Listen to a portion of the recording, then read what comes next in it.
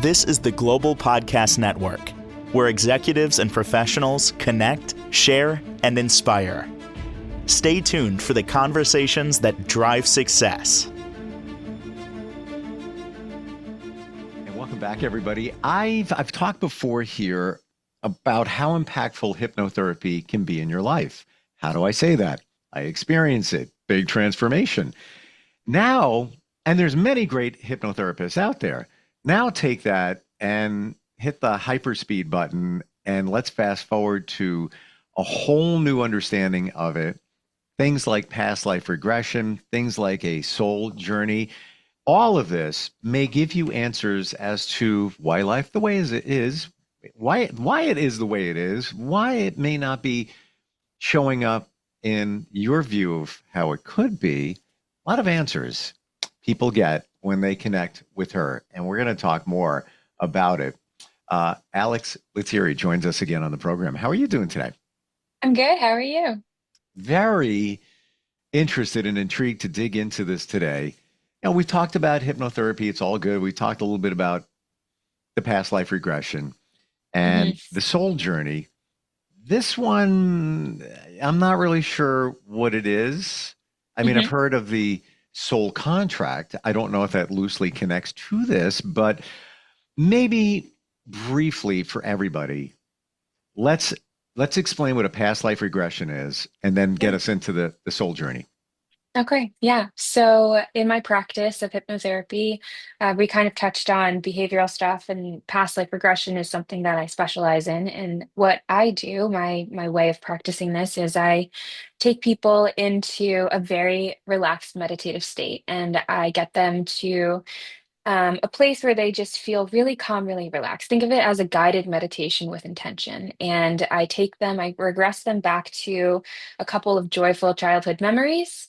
Mm. I regress them into their womb, their mother's womb. And they get a sense of how it feels to be in the womb space, to access deeper. This is a transition period where you're kind of moving from the conscious way of understanding memories to a more soul-based way of understanding memories from the womb.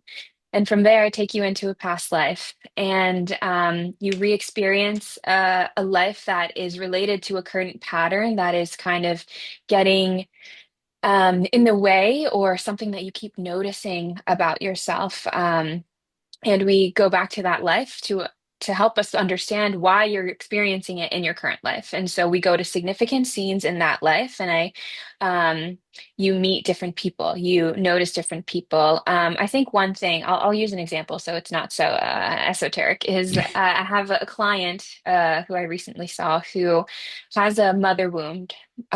So she had an experience of her mother figure leaving, her stepmother figure leaving, and then now as an adult, she is experiencing her mother friends leaving, or her husband's mother not really fully being present for her. And so that was the pattern that we were exploring in the past life. And so what we were doing was we were kind of exploring that. And we went back to a past life where what happened was her mother actually died giving birth to her. And so she never had a present mother in that life. And what she realized upon experiencing the death scene of that life, looking back on her life, was that she didn't need a mother to be fully fulfilled, to feel fully happy. Her father kept her safe, and her father protected her from whatever it is that she needed. And so her hyperfixation on needing someone else to teach her how to be a mother was released, because she realized that that's not really what it is. What was really important for her was to experience her own experience of being a mother. And that leads us to the soul journey. She was a very intuitive client, very intuitive individual, and what happened was she experienced the death scene, looked back on her life, realized those realizations, and she found herself in front of a council with her guides, basically just a bunch of her guides around her, and all ready to give her advice. And so this is something that doesn't happen in all past life regression sessions, but if a soul or an individual is advanced enough, or is really doing the work, or is wanting to experience something like this, usually that the access to that is much easier. And she was able to, this is where the soul journey starts. She was able to talk to her guides about why she experienced that in a past life and why mother figures were kind of leaving her in this life. And what they told her was that it was important for her to be present in this life for her children. She actually had an NDE when she was younger in her life, and she had a choice of coming back or not coming back. And she decided to come back solely for her to experience being a mother within her own right, without anyone else's expectations, without anyone else's influence, to be the mother to her children. And what actually she realized in this soul journey was that her children in this life were her brother and sister in the last life that she had just re-experienced during our session. That's She crazy. also, yeah, Oh my she gosh. also realized that her father in that last life, who took such good care of her, is her father in this life again. Wow. I know Yeah. this is deep. Was it one session where this all came out, or was it multiple sessions? Yes, it was actually one session. So I usually have like 2 to 3 hours scheduled for a past life regression. But like I said, if the soul is advanced enough or is kind of wanting or seeking that, usually the past life will kind of go quickly, and then I'll find most of the session is in this soul journeying space. So another thing that we kind of explored was communicating with her guides. So she had a ton of questions that we wanted to get answered for her, and so in that space, it's like why ask her these questions when we can ask her higher self, her soul self, and her guidance system who helped her plan her current life, right? So you have access to all of your guides, your soul's intention for coming into this life. And that's what you can access when you're doing soul journey sessions. Wow. The spirit guides we talk about, Mhm. can we potentially access them on our own? I will tell you this. I've tried. Mhm.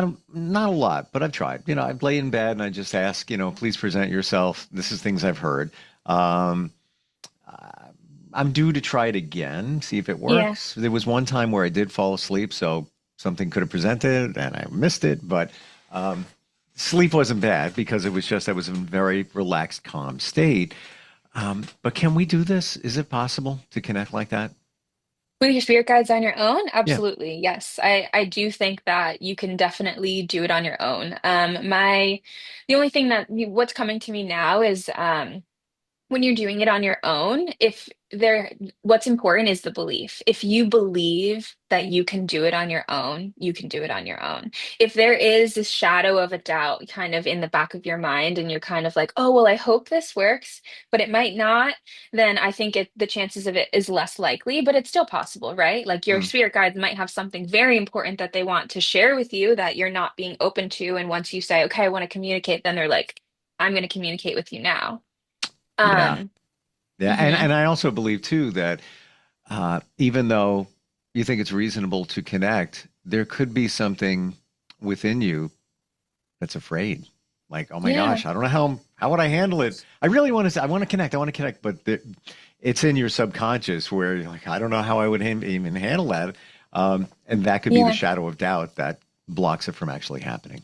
exactly. And so during hypnosis sessions, the way that I facilitate is I'm asking and guiding you to a place that you want to be. All the answers, like I said before, are within you, and um, you have access to your guides in that session. And really, what's important to know about soul journeying work is that you can kind of figure out the blueprint of your life with them, because you're not just coming into your life and deciding like, okay, I'm going to do it by myself, right? You have guides, you have elders, wise elders who kind of help you um, assess where you've been and the lessons that you've learned, and the best way to execute that in your current life. And so when you're in that kind of like planning session, um, you have access to so much more wisdom. And so with past life regression and with soul journeying work, you're kind of following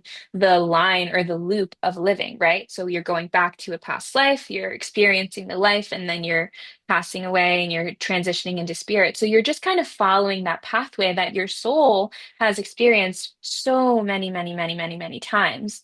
And by following that, you listen to your internal guidance because you've done it before, right? You've done it so many times, you know what happens, you know what happens next. And if you give yourself the permission to relax enough into it, Mm. then you can get so much information.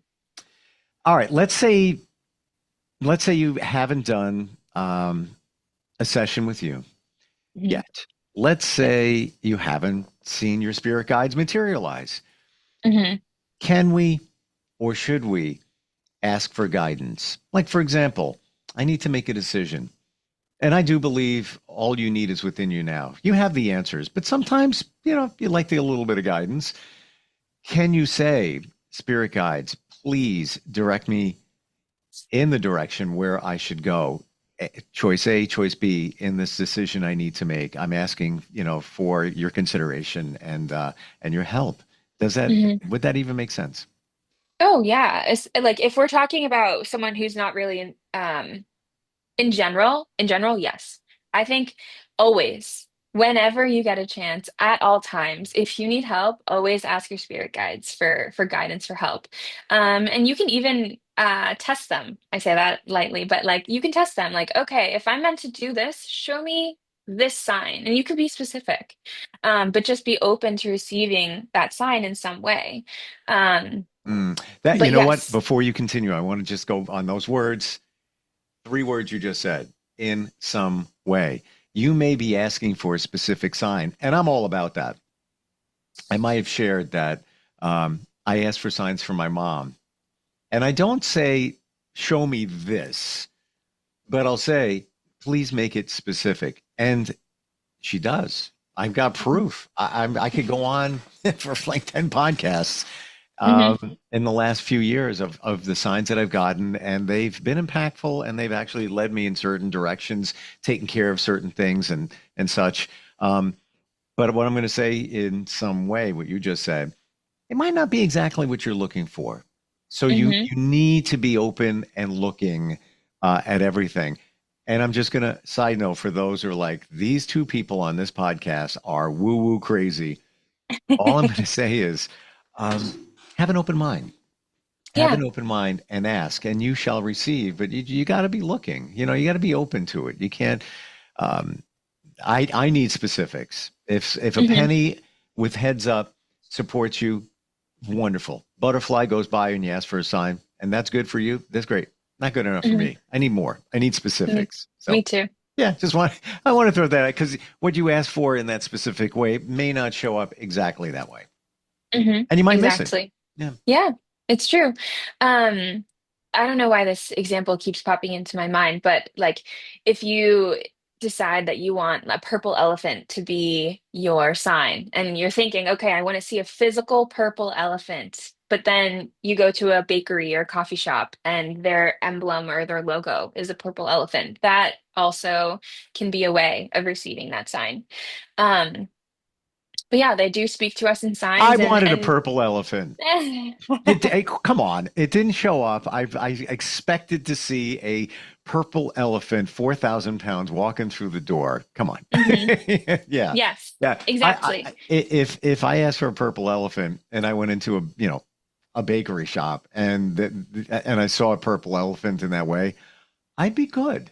What are the Yeah, chances of seeing a random purple elephant? Yeah, exactly. yeah. Yeah. So just be open. Yep. And Mm. in terms of being very woo, yes, what I know and I'm very aware of the things that I'm saying might sound very woo, but everything that I do is based in research and experience of what my clients are experiencing. And so I'm not just saying, oh, this can happen. It's what happens in session after session after session after session of people who are open to experiencing this. They do meet their guides. They are able to to see their life in a perspective from a soul's way, which is incredible for me.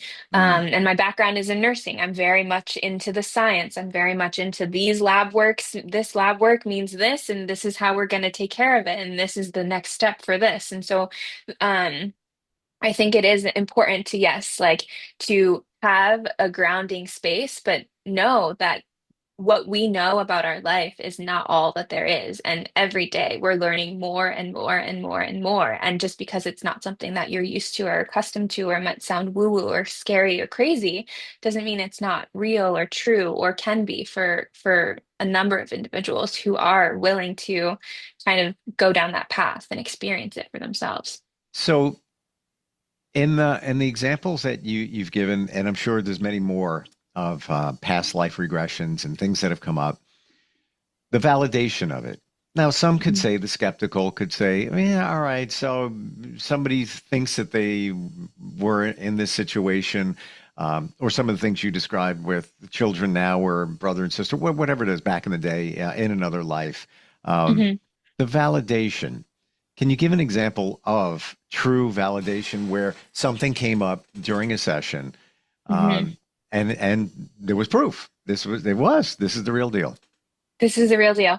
From my sessions or my clients, there's not an example that comes to mind right away, but I will share. I'm not sure if we talked about this on the podcast yet, but Dr. Ian Stevenson from the University of Virginia is actually studying children who remember past lives.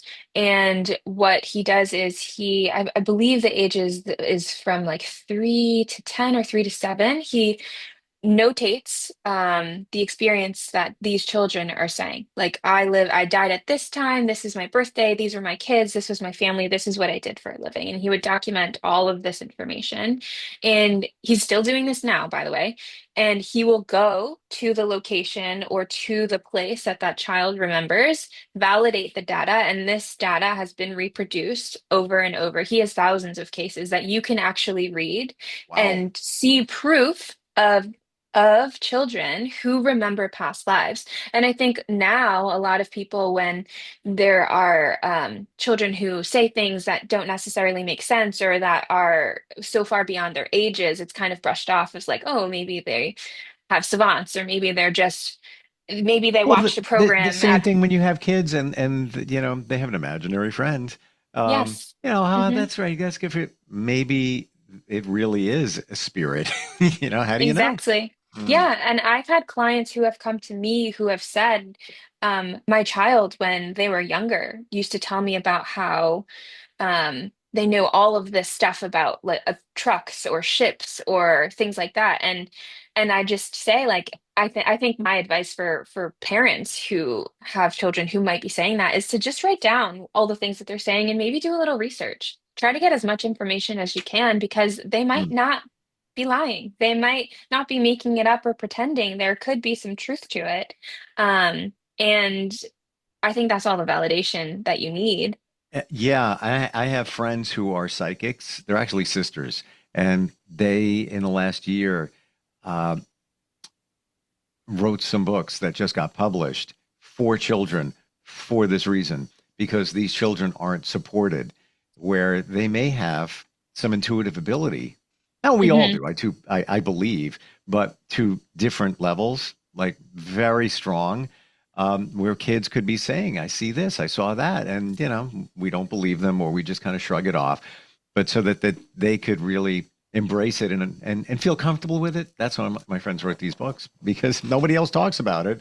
Um, Yeah, and that's incredible. it's got to be Yeah. tough for a kid, Yeah. you know? And I feel like when parents are dismissive of things like that, because of course, yes, children might be pretending or saying things, but Sure. when I think be curious, when parents are dismissive of that, we could be teaching our children to not listen to that intuition, to not want to share um their gifts, or to kind of push it down, like Yeah. that's weird, or that's not normal, I shouldn't be feeling this way or shouldn't be seeing that. And that's when you see a lot of intuitive people who kind of hide away their gifts, and then later on in life it kind of opens up again, or they kind of go down the path where they're exploring and they're like, oh my gosh, I used to experience this when I was a kid, and I stopped for some reason. um But this type of work, hypnosis and hypnotherapy and soul journeying and past life regression, I think it really gets to the core and helps people really answer like the questions of why am I here? What is the meaning of this challenge? Like, who am I beyond this physical body? Because you're so much more than that. And I think, yeah, children have the access. The veil is so much thinner for them, and they can answer those questions if you give them the chance to. How, so you became a hypnotherapist and Mhm, you could have just been a hypnotherapist. All good. All good. mhm.